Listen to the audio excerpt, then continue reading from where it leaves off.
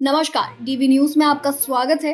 देश भर की नजरें आज दिल्ली में होने वाली एक टॉप मीटिंग पर लगी है। जी हां, प्रधानमंत्री नरेंद्र मोदी और लोकसभा में विपक्ष के नेता राहुल गांधी आज एक साथ बैठने वाले हैं। इस मीटिंग में एक और केंद्रीय मंत्री भी होंगे। दरअसल ये हाई लेवल सिलेक्शन पैनल है और देश के टॉप इलेक्शन पोस्ट यानी मुख्य चुनाव आयुक्त की नियुक्ति के लिए आम राय बनाएगा। पहले इस पैनल में भारत के चीफ जस्टिस भी होते थे, लेकिन हाल ही में इसमें संशोधन कर दिया गया। कांग्रेस के नेता राहुल गांधी ने इसका विरोध किया था। हाल ही में राहुल गांधी ने कहा था कि सरकार की तरफ से 2 मेंबर और एक विपक्ष से, तो बात तो हर हाल में सरकार की मानी जाएगी। इस पैनल की मीटिंग ऐसे समय में हो रही है जब मुख्य चुनाव आयुक्त की नियुक्ति प्रक्रिया के संबंध में कई जनहित याचिकाएं सुप्रीम कोर्ट में लंबित है। इसमें वो मामला भी है जिसमें भारत के मुख्य न्यायाधीश को पैनल में शामिल न करने का मामला उठाया गया है।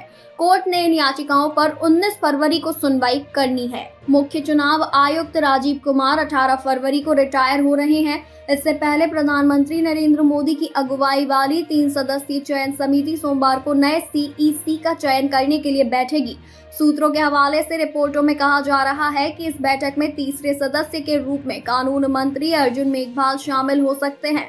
कुछ मीडिया रिपोर्टों में गृह मंत्री अमित शाह के नाम की भी चर्चा है। वास्तव में पैनल के तीसरे सदस्य प्रधानमंत्री द्वारा नामित केंद्रीय मंत्री शामिल होंगे।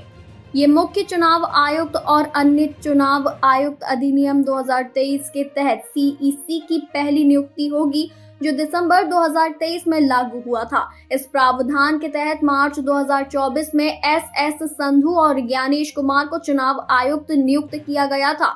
दोनों आयुक्तों की नियुक्ति अरुण गोयल के इस्तीफे और अरूप चंद्र पांडे की सेवानिवृत्ति के बाद रिक्तियों को भरने के लिए की गई थी। मुख्य चुनाव आयुक्त और चुनाव आयुक्तों की नियुक्ति के लिए देश नए वैधानिक प्रावधानों की शुरुआत से पहले 2 शेष चुनाव आयुक्तों में से सबसे वरिष्ठ को आमतौर पर निवर्तमान मुख्य चुनाव आयुक्त के साथ परामर्श के बाद शीर्ष पद पर पदोन्नत किया जाता था। हालांकि संशोधित चयन प्रक्रिया के तहत अब नियुक्तियां चयन पैनल के भीतर बहुमत या आम सहमति के आधार पर की जाती है। ये देखना दिलचस्प होगा कि 3 सदस्यीय चयन समिति नया मुख्य चुनाव आयुक्त चुनती है या मौजूदा चुनाव आयुक्तों में से किसी को इस पद पर नियुक्त करने का निर्णय लेती है।